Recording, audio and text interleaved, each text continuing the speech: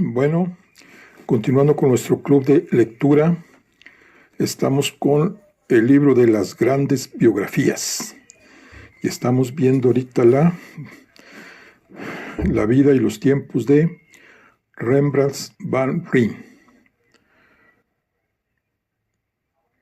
por Hendrik William van Lommens. Y vamos a iniciar lo que es el capítulo 5.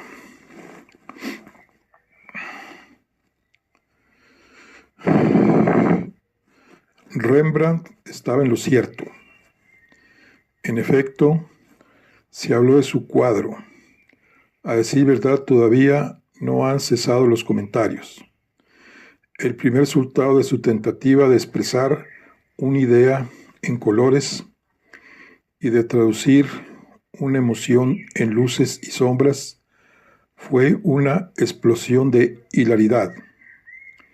Primero fueron los miembros de la compañía del capitán Coco, y pronto todo el mundo se unió al coro de risas. Luego, súbitamente, las víctimas de aquella indecorosa burla dejaron de sentirse tan regocijadas, porque la broma podría llevarse demasiado lejos, y ellos eran los que tendrían que pagar. ¿Y pagar por qué? Pagar 100 o 200 florines, cada uno por el privilegio de que se le viese el cogote, o los pies, o una mano, o un hombro, por el honor de ser una figura borrosa e irreconocible en la penumbra de un portalón, mientras otros que no habían pagado ni un peñique más aparecían en el centro mismo de la escena y a plena luz del día. ¿En qué había pensado aquel pobre idiota mientras pintaba? Cuadros de consejos, de regentes y de compañías militares se habían pintado en Ámsterdam mucho antes de que aquel joven presuntuoso dejase su molino allá en Leiden para venir a decir a los pobres ignorantes de la metrópoli cómo había que pintar. Una visita al ayuntamiento o a cualquiera de las casas de los gremios le demostraría lo que los clientes tenían derecho a exigir del artista que contratan. Se habló mucho de llevar la cuestión a los tribunales y hubo negativas rotundas a pagar. Incluso aquellos hombres y mujeres que debían haber sido mejores críticos se unieron al coro de improperios. Bondel, nuestro gran poeta, compuso un estribillo calificando de deficiente la obra de Rembrandt a causa de su tenebrosidad artificial. La cancioncilla concluía motejando a Rembrandt de hijo de la oscuridad, remoquete que había de acompañarle hasta el fin de sus días. Los marchantes con quienes Rembrandt se había negado a negociar estaban alborozados. Otro globo que revienta, anunciaron. ¿Por qué continuar con esta triste relación de la estupidez humana? He aquí un hombre que había osado pensar una cosa nueva, decir una nueva verdad. Orgullosamente se había vuelto hacia sus semejantes pronunciando estas nobles palabras. Mirad, un poco de amarillo, un poco de negro, un poco de verde y ocre y rojo, y en un instante lo convierto en una idea. Y los filisteos habían soltado una vulgar risotada, gritando: payaso, ¿quiere enseñarnos, darnos lecciones a nosotros, como si no fuéramos ya listos de sobra para saber lo que queremos, y a partir de entonces Rembrandt estaba condenado. Naturalmente, no faltaron individuos aislados, convencidos de que algo excelente y extraordinario se había incorporado a la suma total de la belleza del mundo. Discutí la cuestión con mis amigos en el transcurso de nuestras excursiones dominicales. Nos habíamos llegado hasta un molino enclavado a una media hora de los bastiones de la ciudad, y el molinero, encantado de poder amenizar un rato la monotonía del día festivo, nos había invitado a entrar y a beber un vaso de cerveza. Hasta en aquel apartado rincón se tenía noticia de la historia, pues por lo visto Rembrandt había dibujado con frecuencia el tal molino, prometiendo que un día haría de él un aguafuerte. Todos le apreciaban, pues siempre tenía una palabra agradable para los niños. A menudo les llevaba algún dulce y en cierta ocasión hasta una casa de muñecas que él mismo trajo de la ciudad. El molinero era, pues, partidario del pintor y maldijo a esos soldados que, según él, no servían para nada y eran más expertos en el arte de ver que en el manejo de las armas. Sus ojos brillaban de santa indignación. Si por culpa de esa estúpida cháchara no puede ganarse la vida en la ciudad, que venga aquí. Ya nos encargaremos de que no pase hambre. Si también sabe pintar animales, tengo un trabajo para él. Nos hemos encariñado con un cerdo. Lo queremos tanto que no somos capaces de matarlo. Y si nos lo pinta, le daré encantado 5 florines. Le tranquilizamos diciéndole que Rembrandt tenía todavía algunos amigos y que no corría peligro inminente de morir de inanición. Y lo que aquel hombre excelente dijo, menos mal, hizo unas cuantas inspiraciones profundas y se quedó adormilado, pasando así la tarde del domingo de la manera habitual. Fue entonces cuando Jean-Louis, que era capaz de distinguir entre un buen cuadro y uno malo, y que había mostrado su admiración por 1 o 2 pequeños dibujos de Rembrandt me había regalado, hizo la siguiente proposición. ¿Por qué no nos invitas a todos a tu casa en alguna ocasión? Y así conoceremos a ese prodigio de la pintura oriundo de Leiden. Después te diremos lo que pensemos de él. La presentación de Rembrandt a mis amigos aconteció antes de lo esperado y fue de la siguiente manera. Solía yo pasar la tarde en casa del pintor un par de veces a la semana. Por entonces Chakia ya no podía levantarse de la cama y Rembrandt se sentaba a su lado y leía pasajes de la Biblia, pues Chakia había perdido la esperanza de mejorar. No se quejaba, parecía demasiado débil para que le importase nada. Solo anhelaba conciliar el sueño, pero estaba demasiado cansada para reposar. La pobre daba vueltas y vueltas en la cama, con las mejillas encendidas y sus encantadores ojos muy abiertos. Un cuadro que partía el alma.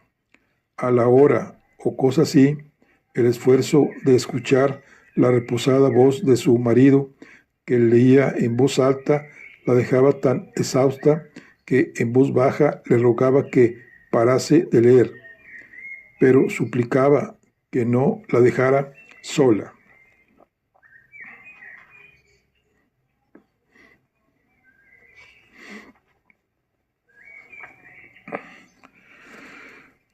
Rembrandt se ocupaba tranquilamente de sus propios asuntos. Afilaba un buril de acero para sus grabados a punta seca. Corregía una plancha que no había salido como él deseaba, o firmaba las obras que sus discípulos habían impreso aquel día. Pero desde muy niño padecía una leve miopía y el dibujar o hacer grabados a la luz de una vela le resultaba muy penoso. Por ello, a menudo jugábamos al chaquete. Después de algún tiempo, hasta el ruido de los dados sobre la mesa fatigaba en extremo a la pobre Chaquia, que se quejaba de que aquel sonsonete la estremecía. Como tampoco podíamos hablar y a ninguno nos hacía ni pizca de gracia los juegos de cartas, no veíamos manera de entretener las tardes. Mas cierto día le dije a Rembrandt que Jean-Louis acababa de enseñarme un interesante juego. Se llamaba ajedrez y era tan antiguo que, según algunos, lo habían jugado los héroes en el sitio de Troya. En sus comienzos había sido un juego de guerra creado para divertir a los sash de Persia. El nombre mismo, Chak, que evocaba visiones de tiranos orientales tocados con preciosos turbantes engarzados de diamantes, recostados en tiendas cubiertas de tapices en mitad de un desierto batido por el viento, excitó la imaginación de Rembrandt, que inmediatamente me pidió le presentase a mi amigo para aprender el juego también. Esperé a que Chasquia se sintiera un poco mejor y un día invité a Rembrandt a cenar a mi casa y a conocer a mis amigos. Jean-Louis, que sostenía que el arte culinario era, después de las matemáticas, la mayor contribución al progreso del hombre, había prometido prepararnos su famosa tortilla. En verdad, pasamos una velada muy agradable. Selim, al principio, se mantuvo un poco reservado. Las artes plásticas, ofreció como excusa, no me van demasiado. El Corán no me permite interesarme por ellas. ¿Y en qué capítulo habla el Corán de las artes plásticas, amigo mío?, preguntó Bernardo, sabedor de que aquel excelente adepto del profeta, con más de un cristiano por cierto, nunca pensaba ni por asomo en tales obras sagradas, excepto cuando necesitaba de su autoridad para dejar de hacer algo. Pero no era a Rembrandt ni una conversación sobre las artes lo que intentaba evitar aquella noche. Selim era un jugador de ajedrez brillante, pero superficial, capaz de superar a sus compañeros con sus aperturas para después perder todo interés en el juego. De lo que se trataba era de no jugar al ajedrez. Fiel a su costumbre, una vez que se hubo desembarazado de sus nobles sentimientos sobre el Corán y el arte de la pintura, pidió papel y lápiz y pasó el resto de la velada entreteniendo a mi pequeño Williams con las raciones de las gloriosas aventuras de Hartún al-Rashid, animando su relato con graciosas ilustraciones. Los demás, concluida la cena, pasamos de mi cuarto de trabajo a dedicarnos la velada al ajedrez. Sacamos el tablero de fabricación casera, pues en todo Ámsterdam me había sido imposible encontrar uno, y Jean-Louis tomó su manual de instrucciones, que había recibido nada menos que de España. Siguió atentamente las reglas de la apertura al ataque, y en 18 jugadas, Bernardo, que había aprendido a jugar la semana anterior y ya nos ganaba a todos, le dio jaque mate. Pero lo que me interesó más que nada fue la reacción de Rembrandt ante este juego. Le había enseñado previamente los movimientos y los había aprendido, como quien dice, en un santiamén. Una o dos tardes habían bastado para darle una idea general del juego, pero jugaba al ajedrez como pintaba, y de esto él mismo se dio cuenta. Rara vez hablaba de la teoría de su arte, pero pocas noches después de nuestra cena, él mismo sacó el tema a relucir. Me gusta vuestro amigo el francés, dijo, en relación a no sé qué comentario mío sobre la excelencia y el virtuosismo de Jean-Louis como cocinero.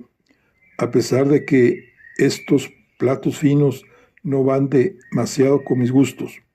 Estoy acostumbrado a manejar más sencillo, pero él me agrada por la línea que sigue jugando a ese juego nuevo tan original.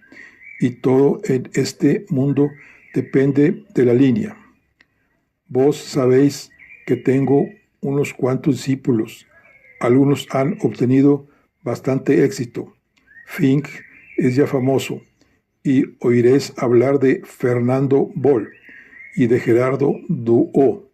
Por supuesto, no poseo la menor vocación de maestro de escuela, pero no puedo ganarme en la vida solo pintando retratos. Necesito discípulos, y al menos me es dado escogerlos a fin de no perder el tiempo con incapaces. Por ello he establecido la norma de que tengo que ver primero sus dibujos. Sus dibujos, entendedme bien, no sus pinturas, pues casi todo el mundo, si no es completamente ciego para los colores, puede aprender a pintar un cuadro mal que bien, pero una línea no miente nunca. Dadme una muestra de dibujo de una persona y en 5 segundos os diré si tiene algún talento o si vale más que se dedique a fabricar cerveza. Además, un artista ha de tener temperamento, carácter, personalidad. Quizá no me explique bien del todo, pero fíjate en lo que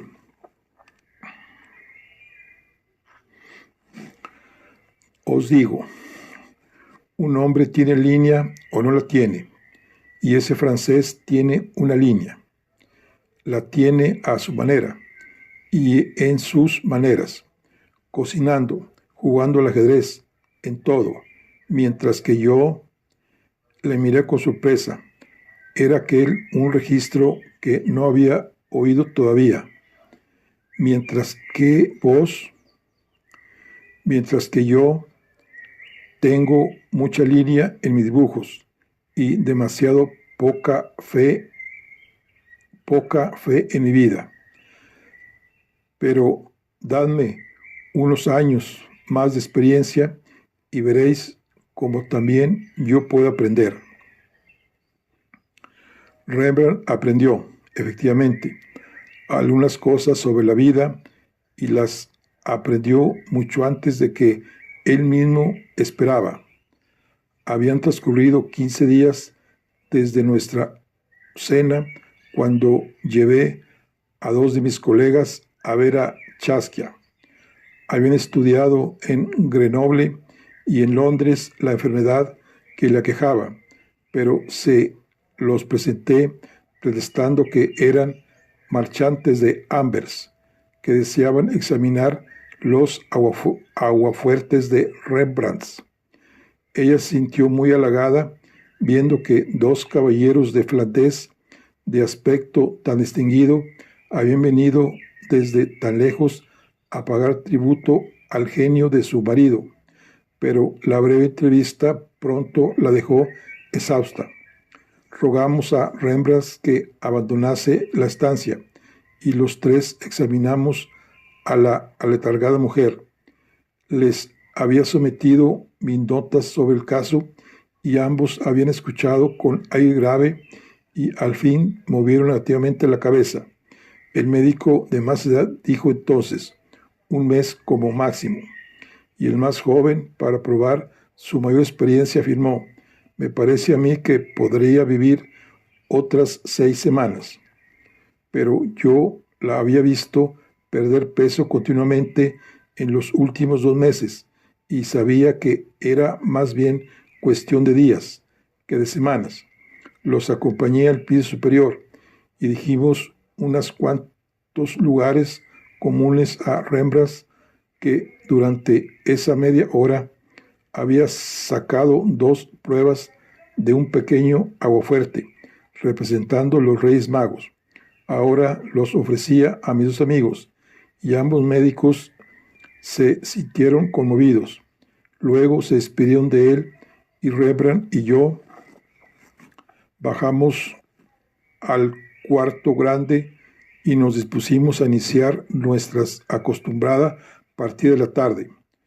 Chakia estaba dormida. Su mano derecha, horriblemente blanca y delgada, descansaba sobre la colcha. Siempre le habían encantado las flores, y ahora que por fin había llegado el verano, Rembrandt le traía rosas frescas cada mañana. Se había prendido una de aquellas rosas en el pelo para tener un aire más alegre cuando llegaron los marchantes de Anvers. La flor estaba caída ahora sobre la almohada. Era una rosa roja y sus mejillas, por contraste, parecían aún más pálidas que de costumbre, pero respiraba con facilidad y sus labios esbozaban una sonrisa. Suavemente corrí las cortinas de la cama y me volví de puntillas a la mesa. Parece que se encuentra mejor, dije. ¿A qué queréis que juguemos? ¿Al chaquet o al ajedrez? Al ajedrez, contestó Rembrandt. La última vez perdí la reina casi al principio. Hoy lo haré mejor. Empezamos como de costumbre, pero a las 5 o 6 jugadas sacó la reina y se sirvió de ella para obligarme a adoptar una postura defensiva. Lo que hacía no dejaba de ser espectacular. Podía ganar la partida en 10 o 15 jugadas, si bien a condición de que yo pasase por alto la posibilidad de llevar a cabo un contraataque con mis caballos, que podría resultar fatal para él. Tan enfrascado estaba en sus cálculos que parecía totalmente inconsciente del peligro, y yo le previne. Ya sé que corro algún riesgo, me contestó, pero os ganaré en la próxima jugada, si puedo liberar mi reina. ¿Pero vais a poder? Le pregunté, comiéndome el peón del alfil y abriendo así un camino para el ataque. Creo que sí. Bueno, sería absurdo que ahora no pudiese. Tenía la partida en el bolsillo hace un momento y ahora le contesté, me voy a comer vuestra reina y os daré jaque mate en 3 jugadas. Corrió su silla hacia atrás. No se le va a hacer. Se consoló. ¿Qué se le va a hacer? Creí que tenía ganada la partida. ¿Qué se le va a hacer? Se consoló. ¿Qué se le va a hacer?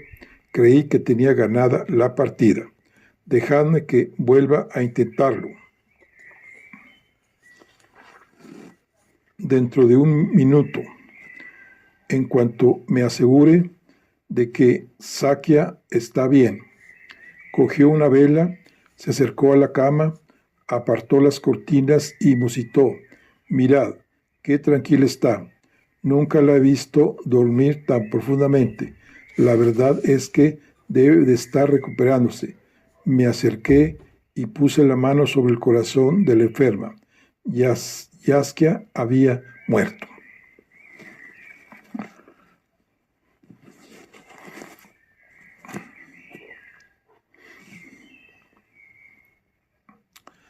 Escribo estas líneas en el año de 1669 y Chakia murió en el 42, es decir, hace ya 27 años, y 27 años es mucho tiempo en la vida de un hombre.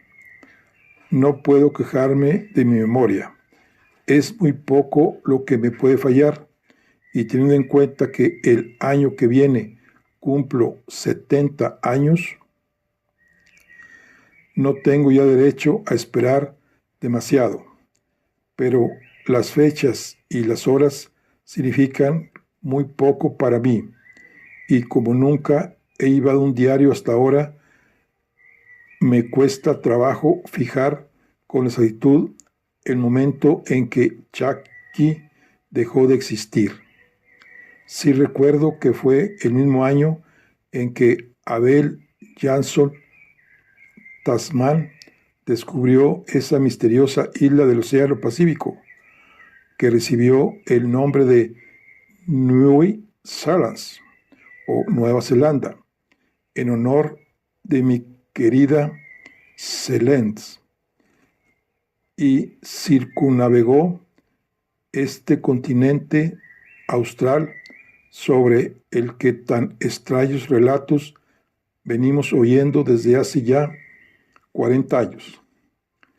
A mí me interesaba sobremanera todo posible informe que trajese acerca de los narcóticos utilizados por los nativos. Estoy convencido de que algún día descubriremos una planta que nos permitirá ejercer la cirugía sin esos terribles sufrimientos que ahora convierten la sala de operaciones en una cámara de tortura. Pues bien, ese famoso viaje tuvo lugar en 1642, aunque yo no lo supe hasta 2 años después, y la fecha se me quedó grabada en la memoria. Por ello, recuerdo ahora que la pobre Chaquia murió en ese mismo año, de 1642. Fue en el mes de junio, pues los vendedores ambulantes ofrecían las primeras cervezas y había ofrecían las primeras cerezas y había flores por todas partes. Y mientras lentamente llevamos a Chaquia a su última morada en la iglesia vieja, a lo largo de la Burgual, lucían los árboles verdes y frondosos. La ceremonia duró solo unos minutos. Los 2 portadores del féretro profesionales doblaron cuidadosamente el pesado paño negro que había cubierto el ataúd. A continuación, se dispusieron 2 gruesas sogas bajo el mismo, y 8 hombres, 4 a cada lado, se encargaron de ellas. El ministro dio un paso al frente, abrió una enorme Biblia y la dispuso sobre un pequeño atril de madera, colocado ahí para el caso, y mientras leía el Salmo 103, Chaquia fue lenta y silenciosamente bajada a su tumba. He asistido a muchos funerales y siempre me ha impresionado la incapacidad del credo de Calvino y de Lutero para expresar sus emociones de otro modo que no sean simples palabras. En el funeral de Chaquia, la tragedia era sin duda la muerte de aquella encantadora criatura. Era joven y hasta pocos meses antes de su muerte muy hermosa. Estaba casada con uno de los hombres más extraordinarios de su tiempo, un hombre que la amaba tiernamente y que podía haberle proporcionado una vida llena de belleza e interés. Tenía un hijo, tenía muchos amigos. Quizá no fuera muy inteligente, pero nadie le exigía que supiese traducir a Auber en hexámetros latinos, y sin embargo murió. Murió antes de haber cumplido los 30 años.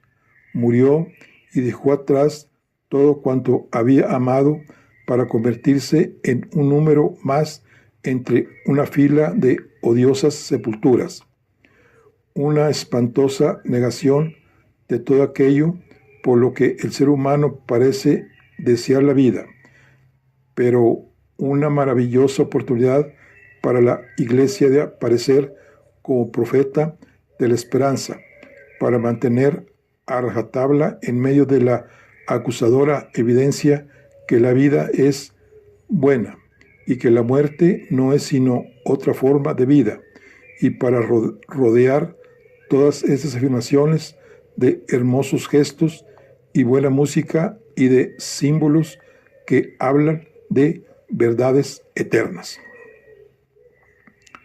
En vez de todo esto, un joven campesino, convertido en ministro, leyó unos versos muy hermosos, cuyo significado no parecía entender en absoluto, y unos hombres que durante el resto del día conducían carros de cerveza o pescaban anguilas, levantaron la larga caja de madera que encerraba tanta belleza y rápidamente la hicieron descender a su prisión de piedra, para correr después hacia la puerta a recoger las propinas de los asistentes.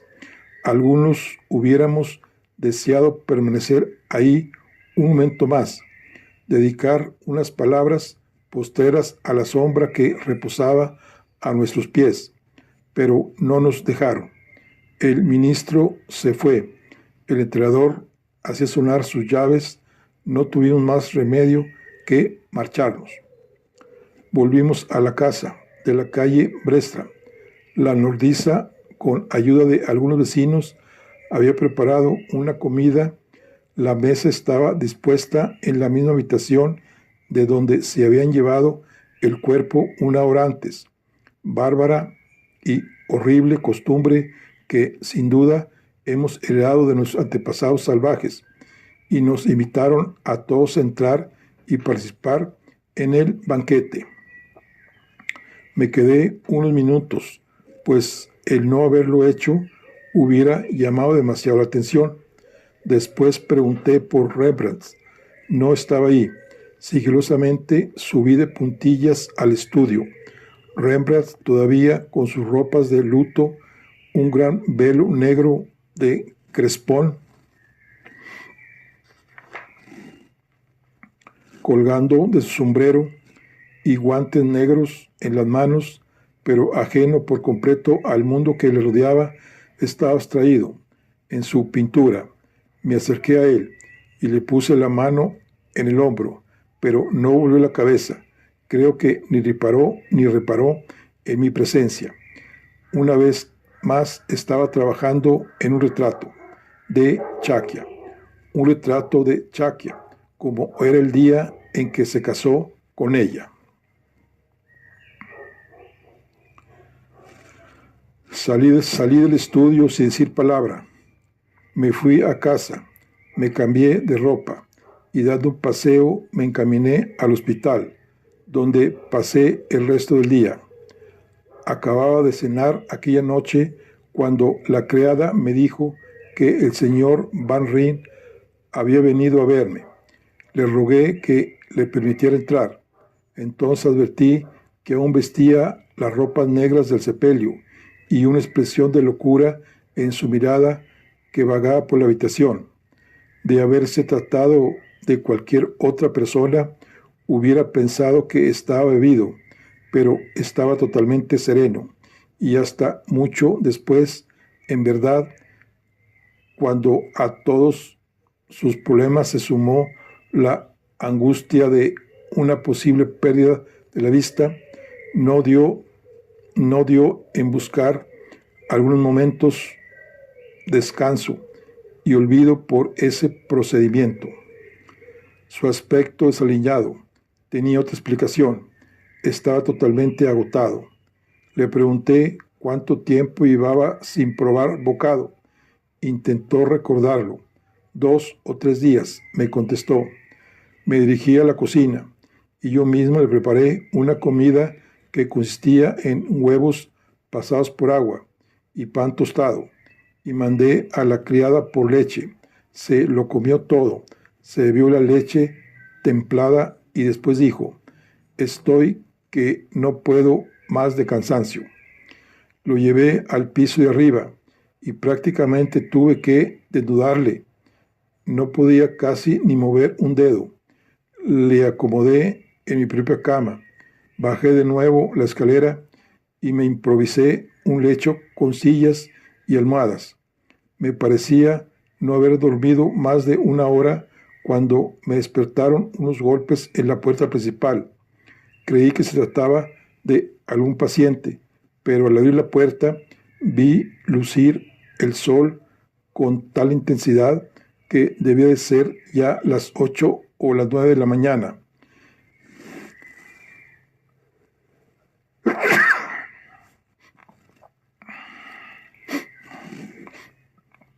Y ahí estaba Herter Direx, con el pelo sobre la frente, los pies sin medias enfundados en unas zapatillas de piel. Muy bonito lo que ha sucedido, empezó, pero le hice callar y le dije con una voz tajante: ¿qué deseas? Vamos a ver. ¿Está aquí Rembrandt?, preguntó.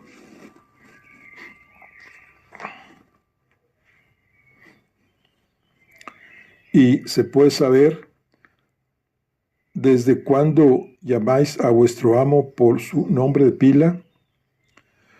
Pues sí, tampoco es tanto. Y que un viudo pase fuera de casa la noche del entierro de su mujer es vergonzoso. ¿Qué van a decir los vecinos? Y yo, que he trabajado como una esclava, que me he matado para que todo esté bien y he cocinado el mejor banquete funerario que se ha servido en nuestra calle, y él va y se olvida de darme dinero para comprar cerveza y tengo que pagarla yo, y luego ni siquiera baja a comer. Y prosiguió diciendo cosas por el estilo, propias de una mujer histérica que se compadecía de sí misma. Es inútil discutir, le dije, que su señor había olvidado lamentablemente sus obligaciones, que yo le hablaría de ello cuando descansara del terrible agotamiento de los últimos días, y en cuanto conseguí calmarla un poco, la convencí para que volviera a su casa y tuviese cuidado de la criatura. Regresé al comedor para vestirme y para resolver lo que iba a decir a Rembrandt, pues aunque no precisaba ya en su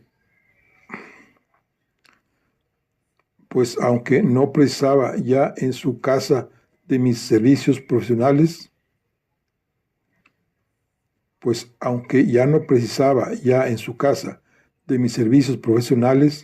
creí que me necesitaría más que nunca, por ser yo una persona de relativo sentido común y no totalmente desprevista de sentido práctico.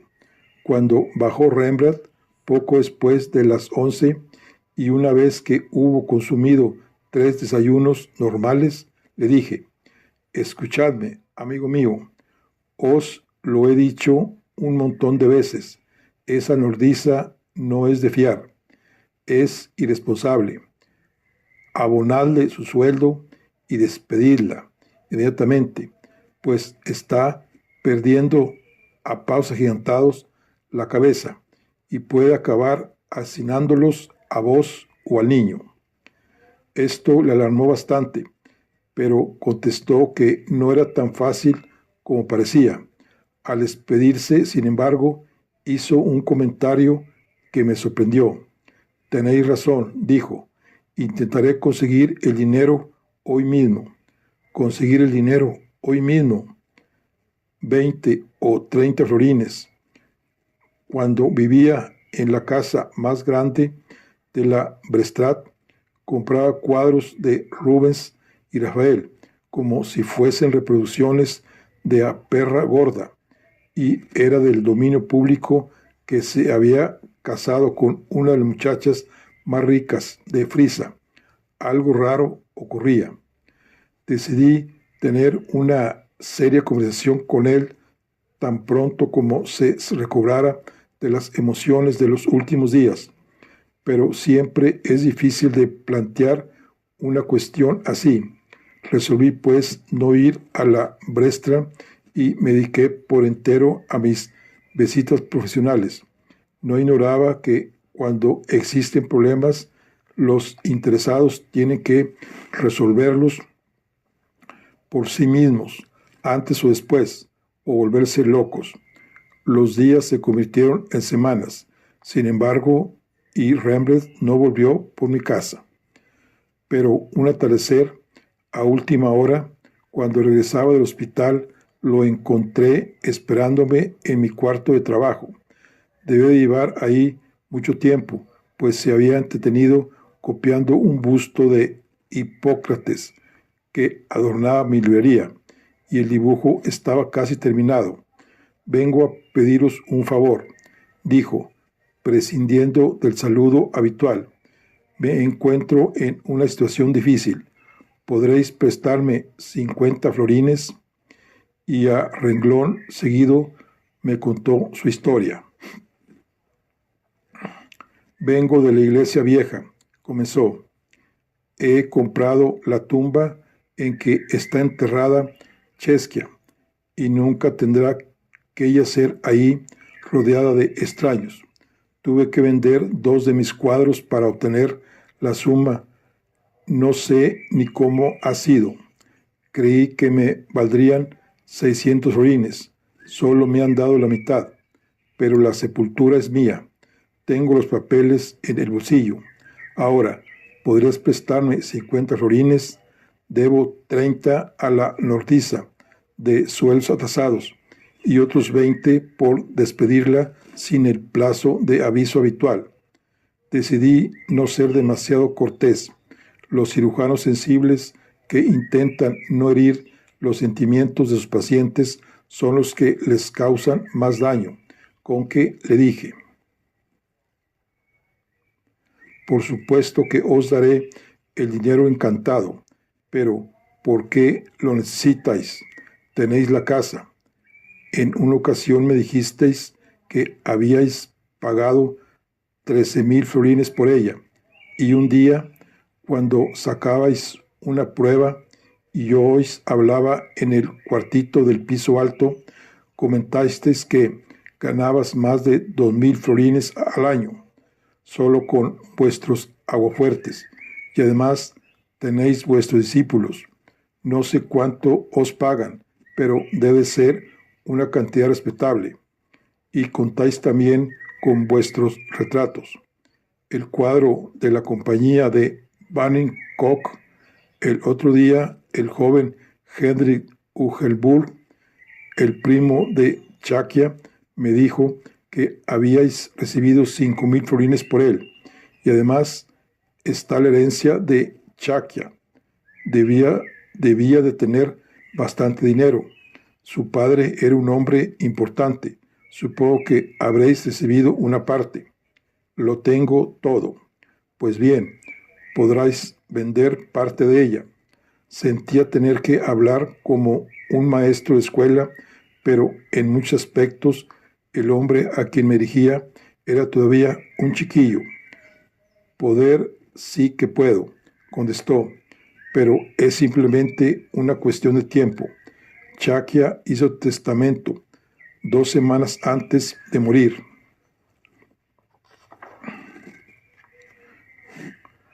Yo no lo supe hasta que estuvo hecho, pero llevaba bastante tiempo rondándole en la cabeza, y una tarde que yo había salido a fin de apalabrar un nuevo retrato, envió a la nodriza en busca de un notario. El notario llegó y lo redactó todo de forma absolutamente legal. Firmó los documentos 9 días antes de morir y me lo dejó todo a mí. Se sobreentiende que me ocuparé del niño, que no le falte nada y que reciba una buena educación.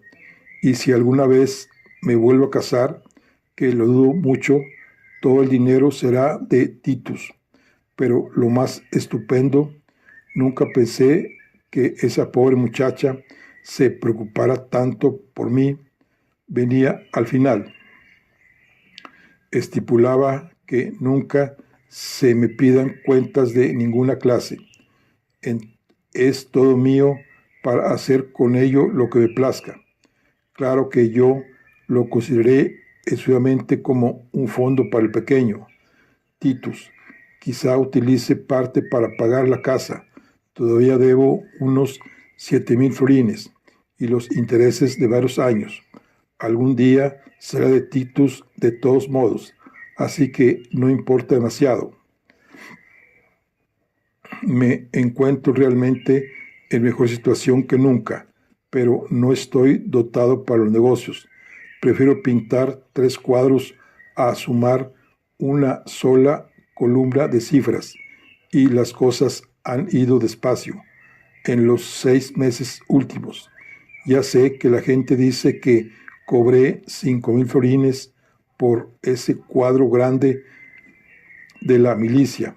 1,700 se acerca más a la verdad, y ni siquiera de esa cifra estoy seguro. Alguno de los soldados me ha amenazado con no darme un céntimo si no se le ve tan bien como al resto de la compañía. Y además, 4 o 5 del grupo aducen que no les he hecho justicia. Uno de ellos, un sargento, me paró el otro día en la calle. ¿Cómo me atreví a esconder su cara detrás del brazo de un compañero que además era un simple cabo? Cierto es que he contado siempre con algunos discípulos, pero los que tienen talento generalmente son demasiado pobres para pagarme. Así son las cosas. Todavía me deben varios miles de florines por retratos, pero hoy parece más difícil cobrar que antes. Si hubiese llevado una contabilidad, os podría decir dónde ha ido a parar todo el dinero, porque he debido de ganar mucho en los últimos 10 años. De todos modos, es solo cuestión de meses hasta que finalicen las formalidades relativas a la herencia. Estas complicaciones legales no las entiendo. Me preocupan y me entorpecen en mi trabajo, por lo que intento olvidarlas, pero todo se arreglará pronto. Entre tanto, será mejor para todos que esa maldita mujer se marche antes de que amanezca un nuevo día. Podría vender algo de mi colección, pero entonces toda la ciudad iría diciendo que esos parientes de Frisa que afirmaban que estaban despilfarrando el dinero de mi mujer tenían toda la razón. Necesito 50 florines inmediatamente, y lo necesito sin que nadie se entere. Puedo pagaros en septiembre o en octubre, y os daré el 6%, que me parece justo. Me dirigí a la pequeña caja de caudales de mi dormitorio, donde guardaba las acciones de la Compañía Unificada de las Indias Orientales, que había heredado de mi tío. Saqué 5 rays de oro, se los di a Rembrandt y le pedí que olvidase los intereses. Solo se trataba de un pequeño préstamo entre amigos. Esa misma noche escribí a un amigo que vivía en Leeuwarden, un mozo con quien había estudiado en Leiden, pero que había dejado la medicina por el derecho. Le rogué me informase si Chakia van Ugglenburg había sido tan rico como afirmaba la gente. Le pedí me facilitara detalles, pues tenía un amigo a quien interesaba mucho esta cuestión. 3 semanas más tarde recibí contestación, y por su carta vi que no había cambiado un ápice desde los despreocupados días de antaño. Ornatissime. Magno cum guadio accept leder ras máximo cum. ¿Cómo diablos se dice rápido en latín?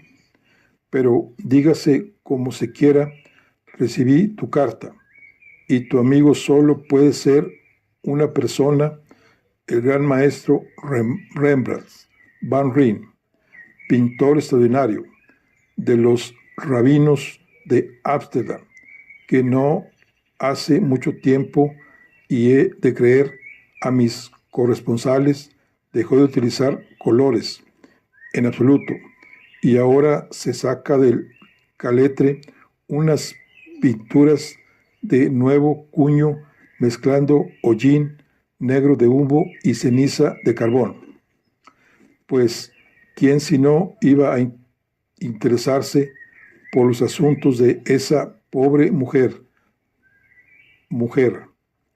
Ujo Blum, que salió de aquí hace tanto tiempo que casi nadie la recuerda? Sin embargo, tranquilízate.